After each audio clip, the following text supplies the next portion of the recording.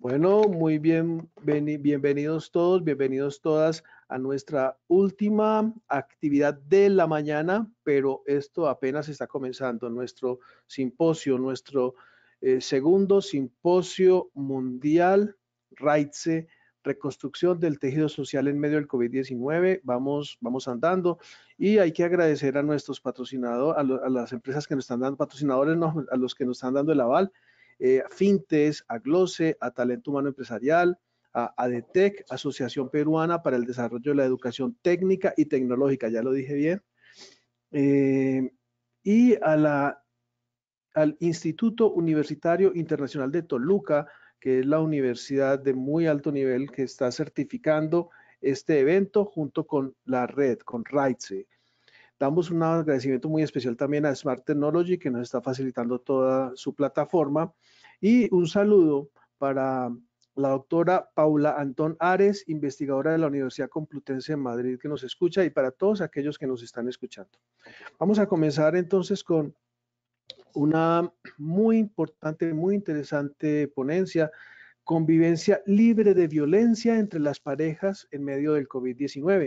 Y para eso nos va a acompañar la querida amiga y doctora Ana Velosa Bendaño. Actualmente se encuentra realizando su tesis doctoral en la Universidad Católica Andrés Bello de Venezuela en Derecho Constitucional. Posee una maestría en Derecho Civil, es doctora en Jurisprudencia, en una especialidad en materia de Derecho Civil y Procesal y Civil, diplomado de cuarto nivel en investigación civil, es abogada de los tribunales del Ecuador, licenciada en ciencias políticas y ciencias de la educación. Además, la doctora eh, es docente universitaria de pregrado y posgrado, investigadora en materia de derechos humanos, seguridad ciudadana y género, directora de varios proyectos de investigación en materia de violencia de género, trata de personas, costos de la violencia, derechos y garantías de las personas privadas de la libertad, entre muchas otras investigadores. La doctora es autora, la doctora Veloz es autora en capítulos de libro en materia de violencia de género, acciones, mejor dicho, ha hecho muchas cosas. Particularmente la conozco, he estado con la doctora Ana Veloz en diferentes escenarios y le tengo un gran cariño. Doctora, el micrófono es suyo, bienvenida. Bueno, a todos los oyentes y a quienes nos están presentes en este simposio, desde Ecuador les envío mi saludo cariñoso, cordial. Espero poder compartir experiencias desde los ámbitos en que yo me encuentro. Actualmente yo soy consultora externa, estoy a disposición de todos ustedes y quiero empezar mi ponencia sobre lo que es la violencia en esta situación que estamos viviendo por el COVID. Y empezaré haciendo yo un apartado, si me permiten, e ingresaré por la violencia de pareja durante el confinamiento por el COVID. En un segundo plano entraré con efectos de la violencia de género debido al confinamiento. En la tercera, las políticas que han asumido los estados para las víctimas de violencia. Y al final, pues yo esperaré las propuestas de ustedes. Una vez que hagan sus propuestas, yo les diré a ustedes cuáles son mis propuestas. Desde este punto de vista, quiero partir con ustedes desde lo que es la violencia de género. Agradezco a RAITSE por haberme invitado, por ser parte de este simposio y espero cubrir con sus expectativas. Voy a empezar.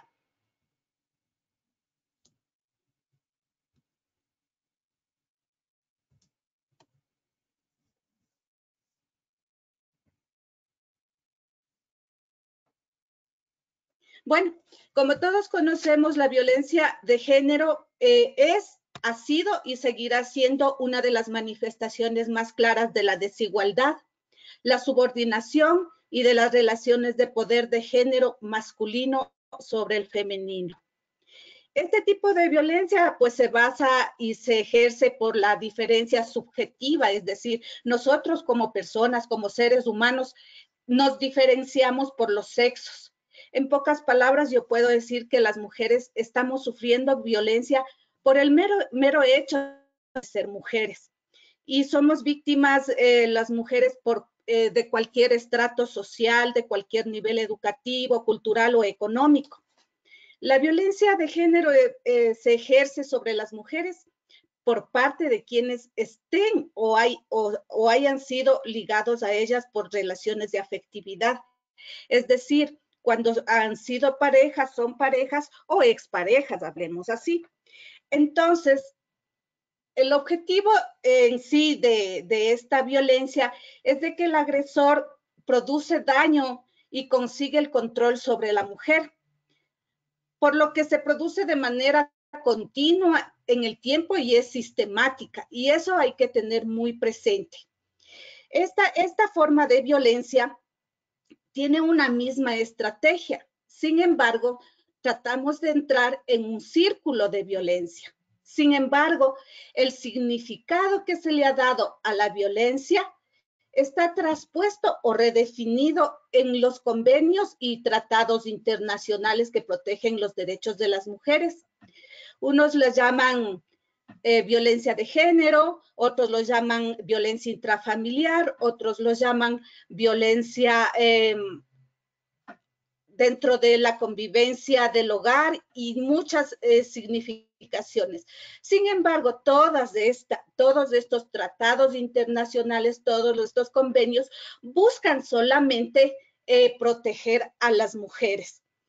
Y sin embargo de ello, hacen hincapié el cuidado de niñas y niños, pero como en un segundo aspecto.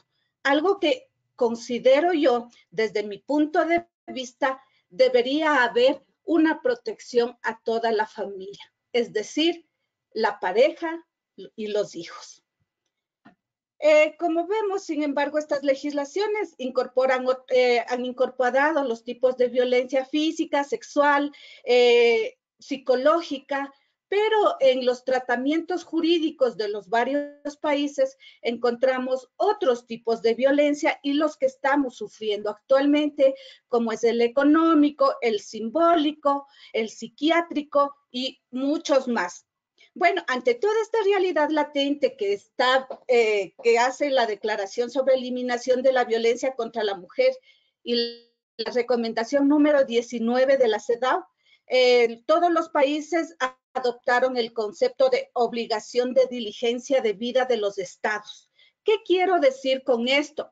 Que ante todo este tipo de violencias que existan y aun que no estén tipificadas en los tratados y convenios internacionales, si están en las legislaciones nacionales, es la obligación del Estado el deber de adoptar medidas positivas para prevenir esta violencia contra las mujeres, pero debe ser también contra el núcleo familiar y protegerlas, sancionarlas a quienes cometen actos de violencia y compensar a las víctimas de dichos actos.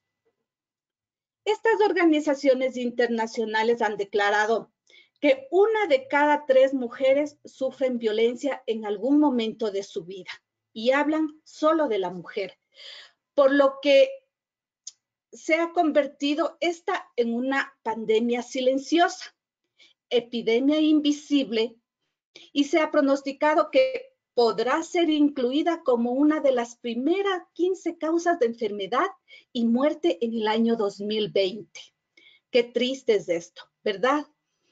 Entonces, otros estudios que se han realizado en Cuba concluyen que la violencia intrafamiliar, con sus múltiples expresiones, se considera dañina y en la actualidad no se puede señalar con exactitud cuánto afecta la salud psicológica, física, social y sexual de las personas que la sufren. Lamentablemente, en estos últimos meses, ustedes tienen conocimiento, es decir, en los últimos meses del año anterior, ya estamos siendo testigos del brote mundial y de la propagación del COVID-19, una enfermedad infecciosa causada por el coronavirus. Dada la cantidad de personas infectadas y muertas debido a esta afección, así como la cantidad de países que informan casos en todo el mundo, la Organización Mundial de la Salud considera también que es una pandemia. En serie, ¿verdad? En estas circunstancias, los gobiernos de los países han tomado una serie de medidas para evitar una mayor transmisión, desde recomendar a la población intensificar las medidas de salud hasta limitar el movimiento de las personas, es decir, estamos encerradas y confinadas en nuestros hogares, obligando a estar, ¿verdad?, encerradas, porque es una obligación estatal y además es una obligación moral de cada ciudadano para evitar la propagación. Es decir, con la pandemia de la violencia contra las mujeres, que ya está declarada por la ONU y la que actualmente atraviesan millones de personas en todo el mundo, al tener que permanecer confinadas en sus hogares para evitar el contagio, se ha hecho evidente la realidad de aquellas mujeres que están viviendo dos pandemias. A la vez, como señala FEMEN, las mujeres enfrentan dos pandemias, la COVID-19 y la violencia machista. Esto confirma que el propio hogar de nuestras víctimas no es un lugar seguro, porque están conviviendo encerradas con el agresor o la agresora. Esto no dice así la redacción del New BBC 2020, sino que explica solamente el caso de aquellas personas, mujeres, que están encerradas con su agresor. He tratado de mirar desde la perspectiva de pareja y busco de que este lenguaje que nos está separando no se lo haga de esta manera, por lo que incluyo las personas que estén siendo agredidas, es decir, hombres, mujeres, niñas, niños, ancianas, todos quienes estemos sufriendo violencia. Sin embargo, de que el tema que me concierne es hablar de la pareja. Si bien es cierto que los gobiernos, al definir todas las estrategias que estamos viendo nosotros, que se han dado en los diferentes países, consideraron a ciertos grupos vulnerables, como son los de la tercera edad, las personas con excesivo peso y que están expuestas a mayor facilidad al contagio. Pero tenemos que recordarle al Estado que no tuvieron presente ni sospecharon los posibles impactos y riesgos a que están expuestas los distintos sectores de la sociedad, principalmente aquellos grupos vulnerables. Y si hay un grupo que verdaderamente y en particular es vulnerable a esta situación actual, somos las mujeres.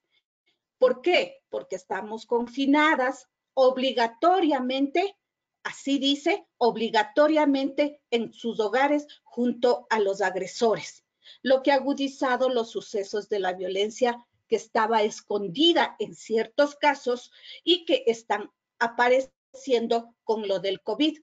¿Por qué? Porque en las primeras semanas del confinamiento estuvieron en esta fase de latencia y pues en estas últimas semanas han traspasado las fases de explosión. Verdaderamente vimos en China, vimos en Corea, posteriormente en Italia, España, Francia y ahora lamentablemente estamos viendo en América Latina que si en un primer momento se dijo que han disminuido el número de denuncias, ahora está eso en un brote peor que la propia pandemia. Vemos que se han dado lamentablemente casos de agresiones, como el caso de Karina, de 28 años, es un nombre ficticio porque teme que su agresor, que era su pareja, le encuentre y termine lo que empezó la última noche que la golpeó y la violó. Perdona que te interrumpamos, Ana. Creo que tenemos la presentación parada. Estamos visualizando. Ahí, vale. Ya vemos Karina. ¿Verdad? Sí. Entonces, estas últimas semanas, el infierno de Cartagena se volvió insoportable con el confinamiento por el coronavirus, no solo por la cuarentena, sino porque cuando su maltratador salía, la dejaba encerrada con sus hijos. Eso es lo que ella se pronuncia. Comenzó a estar más alterada cuando dejó de haber dinero en casa, los niños estaban con ella y vivían toda esa violencia. Cuenta que consiguió huir gracias a que la puerta quedó abierta. Otro caso de un adolescente en Estados Unidos que tuvo que regresar a vivir con su padre, quien era su abusador sexual, una vez que su madre no podía cuidar debido al trabajo que ella tenía que por ley asistir por el miedo de no perder su trabajo. Esta situación de este tipo de violencias contra las mujeres por el confinamiento debido a la pandemia del COVID-2019 ha llevado a que se pronuncien varias organizaciones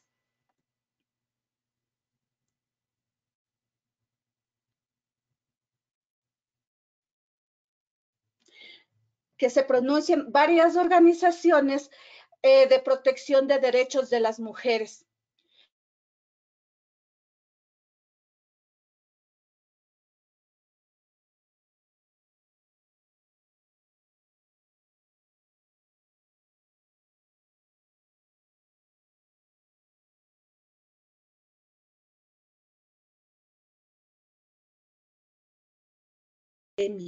¿Verdad? Lo que lleva que se realicen un esfuerzo especial para cumplir los ODS 5 relativos a la igualdad de género. Están más preocupados en que se cumpla con el ODS 5 que lo que está pasando con las propias mujeres dentro de sus hogares. Otras organizaciones como por ejemplo, ONU Mujeres para las Américas y el Caribe y la Cruz Roja Española, también están advirtiendo todas estas situaciones de violencia que están enfrentando y poniendo obstáculos adicionales para huir de estas situaciones violentas a las mujeres. En relación a todo ello, hay que buscar, dicen, medidas que puedan mejorar la situación de movimiento de las mujeres, la restricción financiera que están sufriendo, la incertidumbre que está generalizada, lo que les envalentona a los hombres o a los perpetradores y les proporciona poder y control adicional. Además, la jurista expresa preocupaciones particulares sobre las mujeres con mayor riesgo de violencia doméstica, como las mujeres con discapacidad, las mujeres migrantes indocumentadas y las víctimas de trata. Y aquí un caso real y patético de Ecuador y especialmente de la ciudad en donde yo vivo, el caso de las trabajadoras sexuales. Otras causas que manifiestan las mujeres son el aumento de la carga de trabajo en el hogar. Además, ellas se encuentran embarazadas en muchos casos y por lo que temen por su salud a la hora que tengan que asistir a los controles o se queden sin servicios y se agudiza la explotación sexual. Entre todas estas causas que vamos viendo, también fueron preocupaciones de Rosa Muñoz Lima, psicóloga, comunicadora e investigadora, quien advirtió que la pandemia acarrearía situaciones de vulnerabilidad, de inseguridad, de exposición, de pérdida de asideros materiales y espirituales, incrementa la respuesta violenta y las mayores víctimas somos las mujeres y los menores. ¿Qué digo con esto? Que se va confirmando todas las teorías que siempre se ha hablado, que la violencia de género es una violencia estructural que conlleva también a que la parte de los hijos sean víctimas de este tipo de violencia por parte de uno de la pareja. Bien, todo esto no se quedó en meras conjeturas, ya que podemos ver de que se agudizó en todo este tiempo y se llegó a lo que es el femicidio o feminicidio, como Roussel y Lerme lo clasifican, ¿verdad? Tenemos nosotros que se dio un caso de un asesinato en Almanzora, en España. Esta mujer fue asesinada delante de sus 2 hijos menores. El caso no había antes sido anunciado o no había violencia previa, es decir, se dieron tipos de explosiones por el COVID. Otro caso de femicidio fue el estrangulamiento suscitado el 3 de abril en Italia. En Messina muere la doctora Lorena 40, de 27 años de edad, quien combatía el COVID-19, asesinada por su novio, quien, porque ella trabajaba en uno de los hospitales, pensó que ella estaba contagiada del COVID. Tras realizar pruebas médicas a ambos, se informó que ninguno era portador del virus. Sin embargo, al explotar el hombre sin control emocional, ahora va a tener que enfrentar a la justicia por el delito de feminicidio o femicidio, como les había explicado. La consecuencia de todo este aumento de casos de la violencia, pues contra las mujeres y femicidios de no mujeres, han ido aumentando, como he ido indicando, y las autoridades estatales buscaron realizar muchas campañas y muchas situaciones que no estaban previstas y que fueron tomadas de un rato al otro. Es decir, no ha habido previsión por el mismo hecho de que nunca se pensó que esta pandemia iba a tener ese tal alto grado de impacto y más aún en la violencia de género. Al 8 de mayo del 2020, el jefe de la oficina del Organismo de las Naciones Unidas para Europa, Hans Klug, alertó que la violencia contra las mujeres aumentó en un 60%. Y si esto continúa, es decir, si la pandemia continúa con medidas de confinamiento, si se extienden por 6 meses más, habrá 31 millones de nuevos casos de violencia doméstica alrededor del mundo. También dice que se quintuplicaron las llamadas a los teléfonos de ayuda. Esto es lo que ha ido sucediendo durante todo este tiempo del COVID-2019 en relación a la violencia de género. Muy bien. Si verdaderamente, como decimos inicialmente, las cifras sobre violencia se dijo que disminuyeron, debemos entender de que la disminución de las cifras es justamente porque las mujeres no tenían acceso a poder denunciar o no tienen acceso a denunciar. A partir de la segunda semana, como vemos de la cuarentena, los reportes de violencia y las llamadas a los servicios de asistencia se dispararon notablemente. Ahora bien, el riesgo se agrava en un momento en que no hay ni refugios ni servicios de ayuda disponibles para las víctimas, cuando es difícil acceder a aquellos que aún están abiertos y cuando hay menos apoyo de la comunidad, menos intervenciones policiales y menos acceso a la justicia, ya que muchos de estos tribunales, instituciones y todo están cerradas. Ahora bien, de acuerdo al diario chino Global Times, luego de que las cifras del contagio por coronavirus disminuyeron, es decir, como ellos terminaron en el mes de enero su situación de confinamiento, el número de divorcios y denuncias por casos de violencia doméstica en algunas ciudades de la China alcanzaron un pico como consecuencia del aislamiento por brote. Pero debemos entender que el Estado, ante todas estas circunstancias que estaban pasando de violencia dentro de los núcleos familiares, tomó medidas y políticas como las que están ustedes mirando, ¿verdad? Entre las políticas que más yo le he estado revisando son las políticas en sí. Todas crearon páginas web para alertar sobre la violencia y cómo deben denunciar. Yo me pregunto, si estamos confinadas y estamos controladas y si el hombre está ejerciendo el poder, en este caso, yo hablo de hombres. ¿Por qué?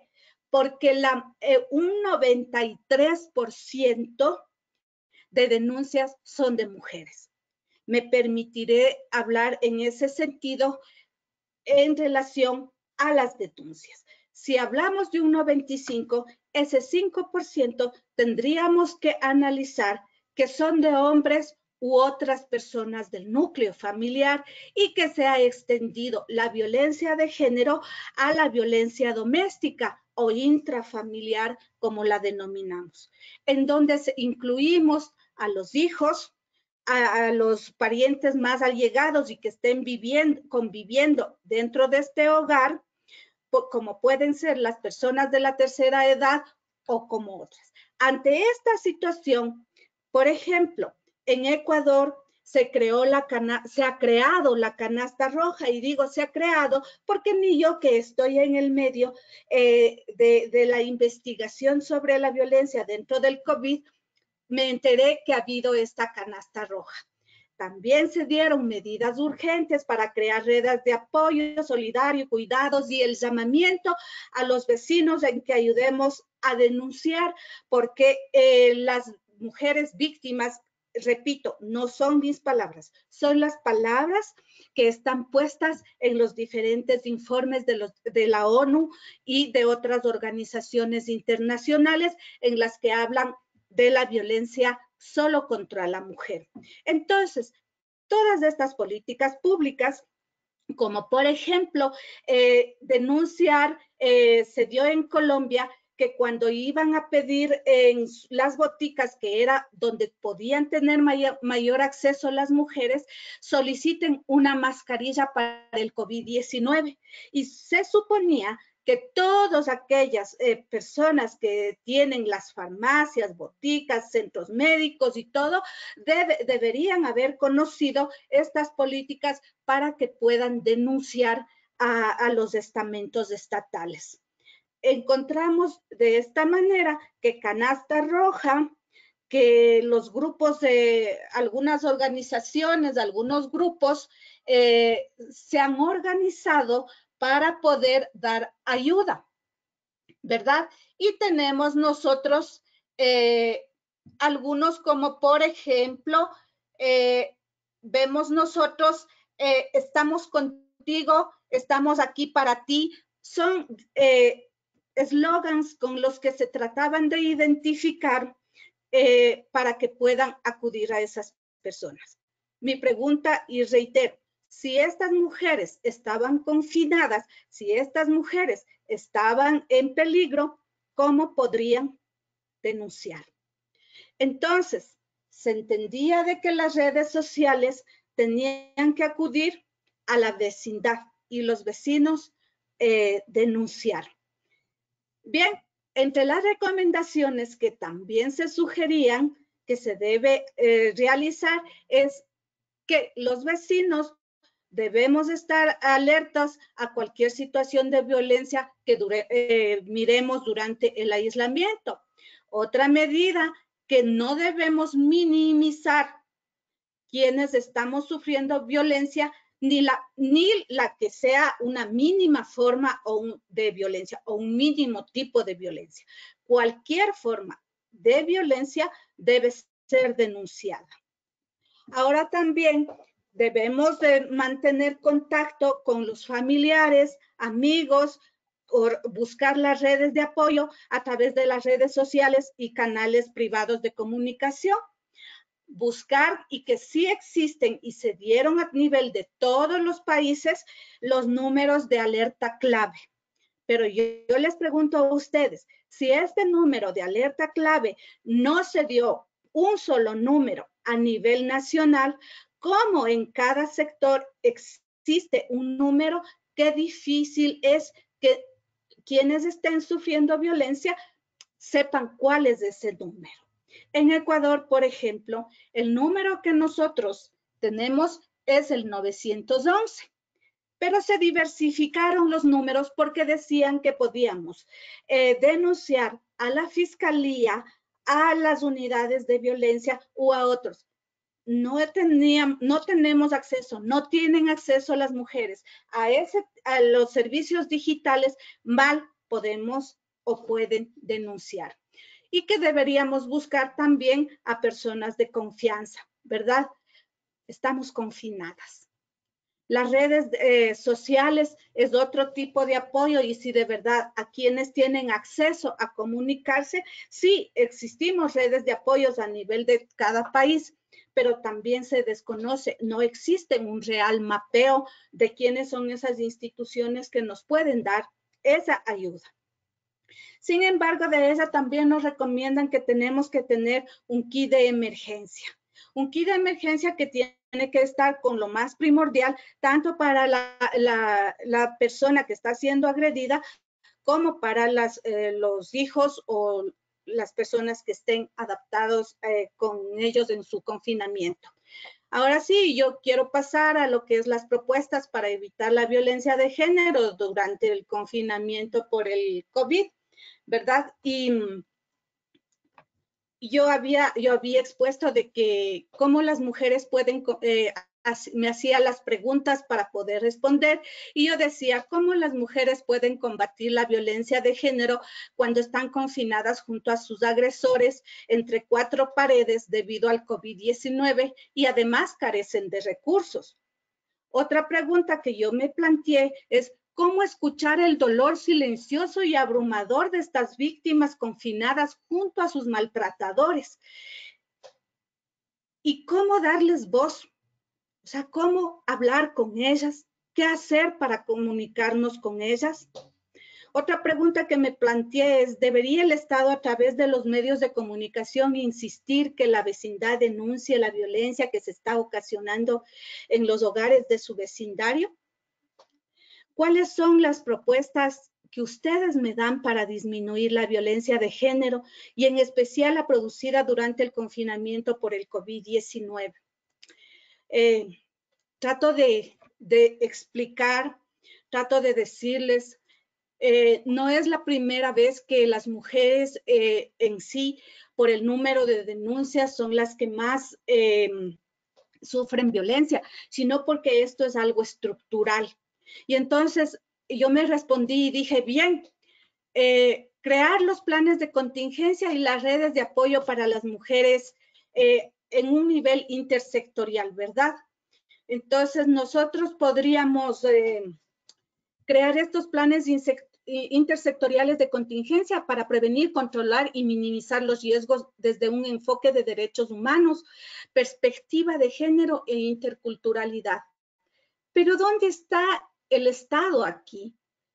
Si el Estado tiene un presupuesto que verdaderamente cubra las necesidades, deberíamos ya haber tenido estas redes porque la violencia no es de hoy, es de antes. También yo propongo que se debe apoyar las investigaciones enfocadas en la generación de análisis de violencia de género con respuestas multisectoriales, ¿verdad? Estas respuestas multisectoriales deben ir apegadas con tecnologías avanzadas que permitan ubicar a la víctima, es decir, estudios georreferenciados para saber el problema de la víctima. Si nosotros mejoramos las tecnologías informáticas avanzadas para que ellas se puedan comunicar, nosotros también podríamos ubicarlos de mayor facilidad. Y con experiencia puedo decirles que tenemos un estudio acá en el Cantón Riobamba, en la provincia de Chimborazo, en Ecuador, en donde sí podemos ubicar a las víctimas por circuitos y subcircuitos, ¿verdad? Y además de ello también hacer un estudio específico sobre los impactos socioeconómicos en la vida, pero de hombres y mujeres y el núcleo familiar, pero debido ahora al coronavirus. ¿Para qué? Para nosotros estar preparado para las nuevas pandemias que pueden darse o también para los nuevos desastres que pueden haber, porque las víctimas como tal, y no solo de violencia de género, sino víctimas en todo sentido, son las mujeres porque nos siguen considerando ese grupo débil. Si verdaderamente ustedes creen que somos el grupo débil, que no lo somos, nosotros podemos decirles a ustedes que nosotros hemos sido las que hemos dado la mejor respuesta a todo este tipo de pandemias y problemas que se han suscitado, como por ejemplo, acá en mi ciudad y en mi cantón específicamente, yo soy de Penipe, por la erupción de los volcanes. Ustedes conocen que mi país está rodeado de muchos volcanes y especialmente mi provincia tiene muchos volcanes. Y las mujeres ante esos impactos hemos sido las que hemos cubierto la mayor parte de necesidades y es bajo investigación que nos podemos concluir que sí, que la mujer al mismo tiempo que sufre violencia, pero es la que responde de mejor manera a este tipo de impactos, ¿verdad? Implementar políticas para la autonomía económica de las mujeres, buscar que el Estado cree pues políticas de emprendimientos, de pymes, hablemos de pequeñas y medianas empresas, para mejorar la autonomía económica, para asegurar el empleo pleno, que nos aseguren un empleo pleno, promover cambios en la división sexual del trabajo, que para mí es primordial. Esto de la división sexual del trabajo, para mí es uno de los factores preponderantes de la separación que existe entre hombres y mujeres, ¿verdad? Permitir que nos garanticen el acceso a servicios de salud de calidad posterior a la pandemia. Las medidas para proteger a las víctimas deben permanecer disponibles o deben ser adoptadas durante la crisis, ¿verdad? Implementar o mantener refugios seguros y líneas de ayuda para las víctimas, y la policía debería aumentar esfuerzos para tener una acción rápida. Ok. Bien, también debemos concientizar a los funcionarios que asisten a las llamadas de violencia de género, que tienen prioridad y deben estar preparados para comprender las llamadas silenciosas en las que las víctimas esperan a que el operario conteste para toser o hacer un ruido o decirles que quieren comprar un producto, pero ellos deben estar prevenidos de este tipo de políticas. Este código se debería unificar a nivel por lo menos de cada país y debe ser de conocimiento público. Además, se debería tener en consideración el estatus migratorio irregular de las mujeres, a quienes se les debe retirar todos los obstáculos sin temor a ser deportadas cuando denuncian casos de violencia durante esta época, y disponer fondos para los sitios de acogida. El Estado tiene esa obligación porque los tratados y convenios internacionales de protección de derechos deben hacerlo y deben proteger al núcleo familiar. 10 minutos. Como mínimo, deberían significar que deben asegurar que los productos de higiene menstrual, como compresas y tampones, se encuentren disponibles para las proveedoras de cuidados y personal de primera intervención. Para las mujeres que están confinadas, se deben formar parte de equipos de protección personal. Otra cosa, asegurar que las líneas directas y los servicios dedicados a la víctima de violencia doméstica se consideren servicios esenciales. Los líderes deben encontrar la forma de incluir a mujeres en la toma de decisiones de respuesta y recuperación, incluir voces de mujeres en la toma de decisiones. Los responsables políticos deben prestar atención a lo que ocurre en los hogares y apoyar un reparto igualitario de la carga de cuidados entre hombres y mujeres, ¿verdad? Pero a nosotros, ¿qué nos queda? Por lo menos desde mi punto de vista, a mí me queda denunciar, a mí me toca ser solidaria, a mí me toca investigar como docente, A mí me toca trabajar en el cambio de patrones culturales, pero una cosa que nos toca a todos y a todas es conciliar. Trabajar en masculinidades y contribuir a las políticas que existen y a las posemergentes. En tal razón, yo no quiero que después a mí me digan, tus amigos y vecinos sienten no haber hecho nada por ti. ¿Verdad? El género es subjetivo.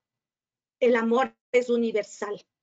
Caminemos juntos. Somos seres humanos. Nos amamos. Es una gran oportunidad para desestereotipar los roles de género que están presentes en muchos hogares alrededor del mundo. Una acción concreta para los gobiernos, particularmente para los dirigentes masculinos, es unirse a las campañas de las mujeres y caminar juntos. Muchas gracias.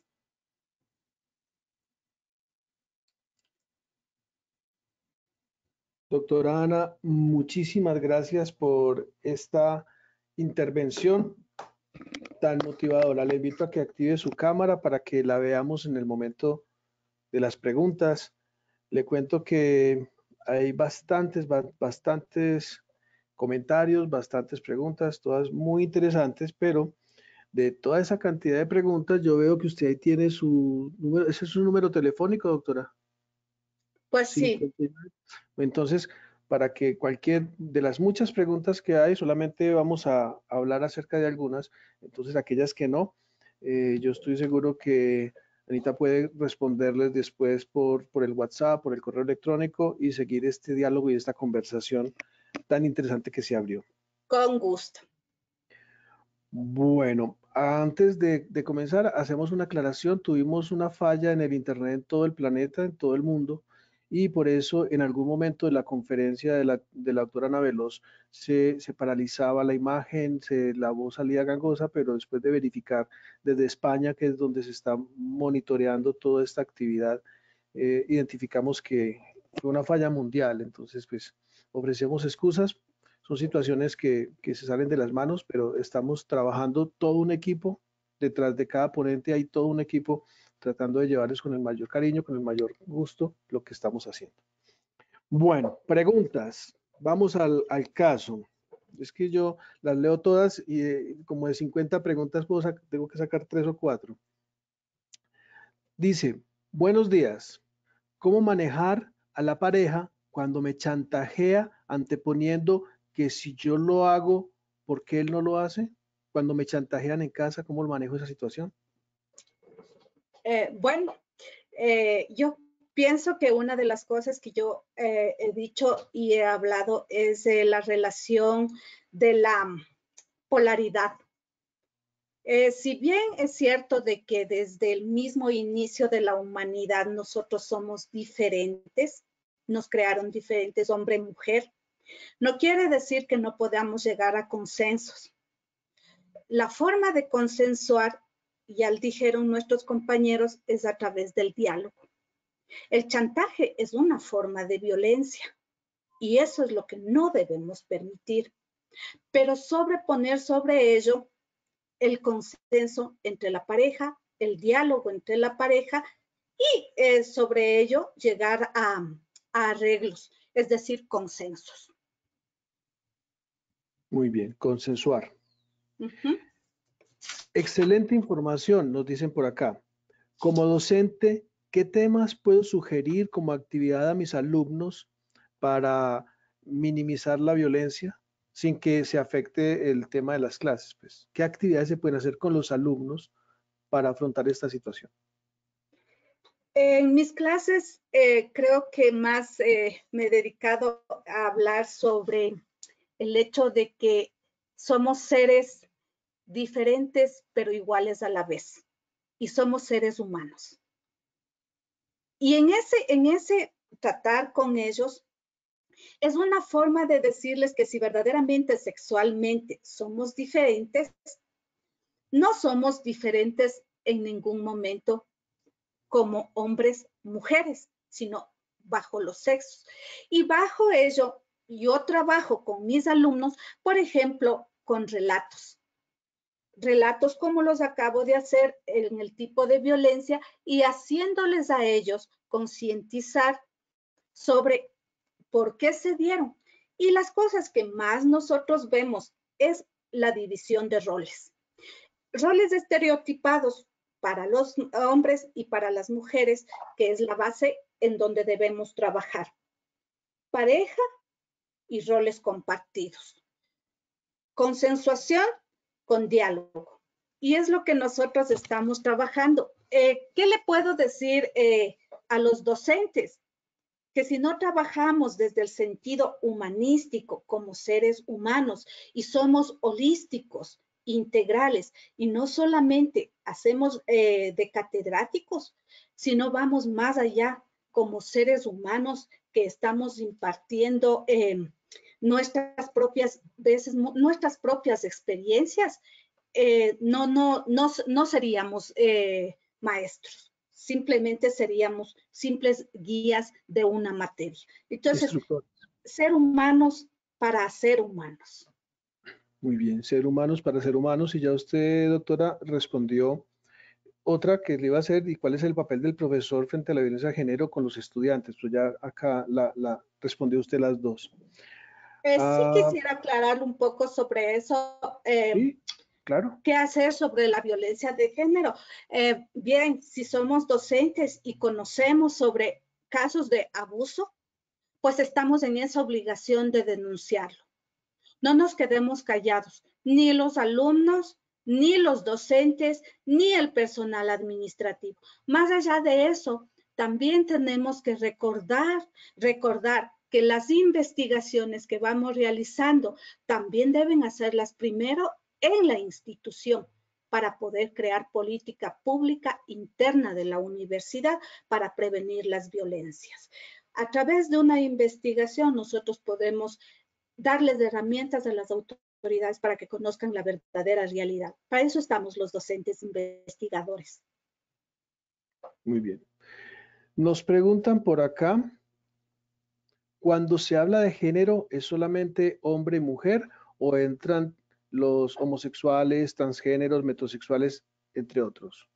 Cuando yo hablo de género, yo estoy hablando del género femenino y masculino, porque otra cosa es la identidad de género, en donde entran todos los géneros, cómo se identifican los hombres y las mujeres.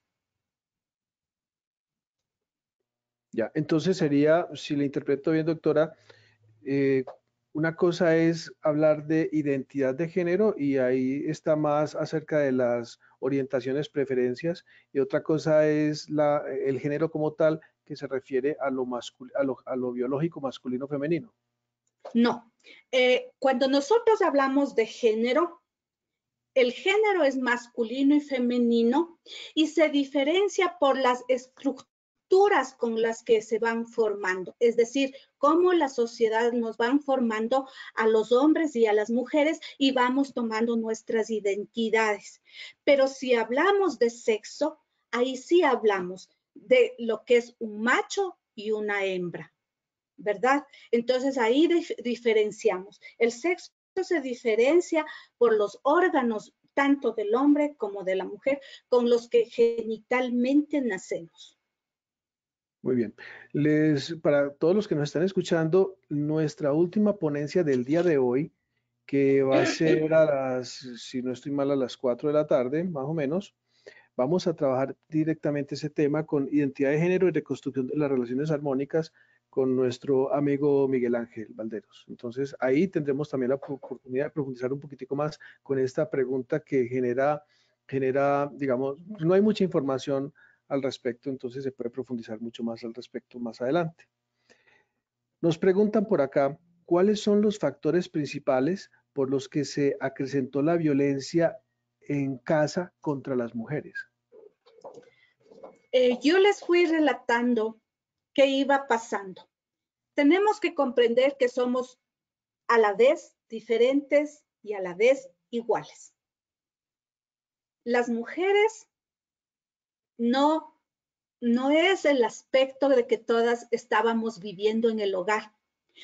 La mayor parte de mujeres, si no estamos en un trabajo no formal, otras estamos en un trabajo formal. Es decir, la mayor parte de mujeres estamos fuera del hogar y por ende el volvernos a unir en pareja durante todo el tiempo hace que nos volvamos a reencontrar con nuestros defectos, con nuestros errores, con nuestras virtudes por más tiempo. Lo mismo que pasa con el hombre. Pero ¿qué sucede con aquellas personas que no aprenden a convivir, verdad? No aprendieron a convivir o no están conviviendo de una mejor manera. Es decir, los compañeros que me precedieron, ellos ya fueron hablando sobre las actitudes que ellos tienen y ellas tienen y las aptitudes. Es decir, no nos sentimos conformes encerrados en cuatro paredes porque nuestra forma de vida es una forma de vida diferente. Llegamos por ciertas horas a casa, es decir, no hay una convivencia, pero es ahí en donde nosotros tenemos que trabajar para aprendernos a conocer, aprender a consensuar, aprender a ser pareja y aprender a caminar juntos. Yo pienso que esta pandemia del COVID-19 también nos está trayendo muchas fortalezas, porque a muchos hombres y a muchas mujeres nos están enseñando a convivir de mejor manera. Y al contrario, a quienes no están preparados psicológicamente, que no es un campo en el que yo puedo hablar, yo soy doctora en Derecho, y mal puedo meterme en un campo en el que no es el mío, pero yo sí puedo decir que la convivencia, aprender a convivir en estos tiempos de pandemia, creo que es el reto más grande para aprender a caminar juntos. Muy bien, entonces uno de los regalos que nos ha hecho la pandemia, uno de los regalos, porque también hay bendiciones en todo, es el aprender a conocer a nuestras parejas, a nuestros hijos, a nuestra familia a través de la convivencia, aprender a desarrollar lazos de amor y de unión a través de la tolerancia y de la aceptación del otro como es, pero también de ayudarle a ser cada vez mejor a través de la armonía. Es un buen regalo que nos deja esta situación dentro de todo lo malo que también viene allí. Les quiero recordar que en el recuento que yo les he hecho durante todo este tiempo, yo hablé de los divorcios que se repuntaron en la China, en Italia y en España. Son tres campos donde tenemos los ejemplos para tomar. Pero al momento que se terminó el confinamiento en la China y tuvieron que de verdad ir al registro civil porque lo pedían a través de online, iban al registro civil ya para legalizar, pues se arrepentían porque pensaron que el dolor del COVID era más fuerte que tener que separarse y hacer una relación peor, estar en una relación peor, a más del confinamiento, un divorcio. O sea, también tenemos que pensar en eso. O sea, no empeorar, sino mejorar la situación que estamos viviendo la pareja y la familia en el hogar. Muy bien, doctora. Una última pregunta dentro de las muchas preguntas que hay acá. Dice, leo textual, buenos días, Ricarda Morales López, trabajadora social. ¿Cómo podemos apoyar a las madres de familia de nuestros alumnos que pudieran estar atravesando algún problema familiar de manera inmediata? Con experiencia que estamos trabajando acá, y si verdad, acá somos una ciudad pequeña y donde tenemos sí redes sociales, en este momento tratar de hacer eso o crear en este momento redes sociales, creo que es lo mejor. Nosotros quienes podemos hacerlo, buscamos desde el punto de vista y somos un grupo, dentro de un grupo de mujeres, un grupo de catedráticas, tú conoces de la SPOSH, de la UNAS y de instituciones en las que trabajamos, que nos hemos unido y no es que estamos gastando un solo centavo de nuestro dinero, jamás. Pero sí hacemos nosotros la gestión con las entidades, como por ejemplo con el GAT municipal, que acá es un municipio. Entonces, nosotros hacemos con ellos, hacemos con las empresas y nosotros sí estamos saliendo a dar asistencia a esas víctimas. Y estamos exigiendo a las autoridades que se formen los equipos médicos para que puedan ayudarnos a ir a donde ellos, los equipos médicos y psicológicos, para que puedan ir a dar asistencia. ¿Por qué? Porque ya estamos conociendo cómo manejar la pandemia. Yo creo que es hora de empezar a salir a dar esa ayuda.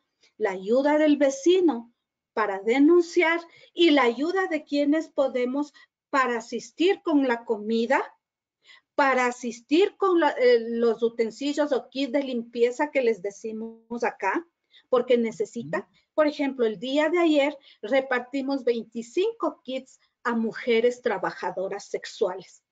Aquí es donde trabaja la solidaridad.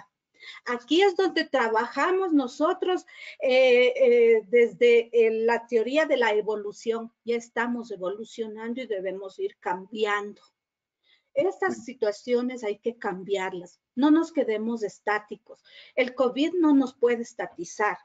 Nos debe hacer que desarrollemos mayores proyectos de vida, mejorar la calidad de vida de las personas. Entonces, el COVID no es una detención. El COVID, para mí, es un reto al que debemos vencerle. Muy bien, doctora.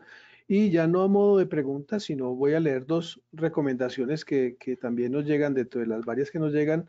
Dice alguien, leo textual: mis sugerencias son educar a las mujeres con alta autoestima para que a su vez lo inculquen a sus hijas y que a los hijos los traten de igual manera que a sus hijas, que el sistema judicial trabaje correctamente, porque la lentitud y la apatía con la que a veces trabajan hace que muchas mujeres desistan de quejarse, y menos al ver que no hay realmente justicia. Y también otra opinión que nos hace Cristina Velázquez Antolín: propuesta: fortalecer el manejo de las emociones en el estilo de crianza de las familias. Doctora Ana Veloz, amiga muy querida, muchísimas gracias por habernos acompañado en esta conferencia tan interesante. Y bueno, muchísimas gracias. Un abrazo para ustedes desde Colombia, donde estoy en este momento. Si me permite dar mis últimas palabras, yo lo único que les llamo a ustedes es a que seamos solidarios. ¿Verdad? Si quienes podemos dar la mano, es este el momento. Y con relación, es verdad, ya no somos víctimas. Ya dejamos de ser víctimas y estamos en este papel que ahora ustedes nos ven. Estamos trabajando para que las mujeres que siguen siendo víctimas dejen de serlo. Somos sobrevivientes. Muy bien, muchas gracias. Les cuento a todos los que nos están escuchando que en este momento tenemos una audiencia de personas que están desde Argentina, Bolivia, Brasil, Colombia, Ecuador, España, Estados Unidos, Guatemala, la India, México, Paraguay, Perú, Puerto Rico, República Dominicana, Venezuela, Italia, España, ya la dije. En fin, ahí tenemos personas de todas partes del mundo e incluso lugares donde en este momento hay otros usos horarios bien complicados. Entonces, un abrazo, un saludo para todas las personas que nos escuchan desde tantas partes.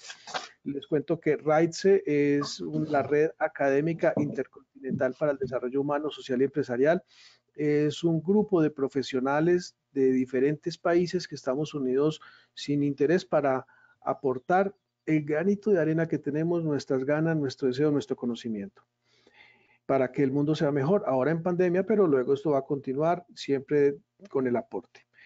Terminamos entonces de esta manera la jornada de la mañana. Les invito a que se inscriban, hay tiempo, debemos inscribirnos en todas las conferencias. Tenemos hasta ahora, vamos 4, pero vamos 3, perdón, otra voz, pero debemos inscribirnos, entremos a la página, podemos inscribirnos, podemos invitar a otras personas tal vez que no lo hayan hecho en este momento, pero que puedan hacerlo en las de la tarde de hoy o en el día de mañana.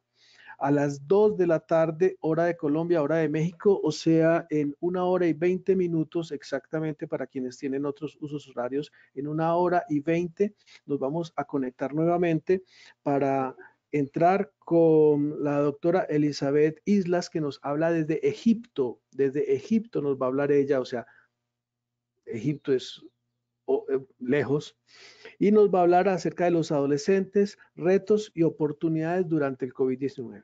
En fin, vayan, descansen, almuercen los que estamos en el almuerzo y nos vemos en 1 hora y 20 nuevamente. Un abrazo para todos, Santiago Restrepo Carizabal.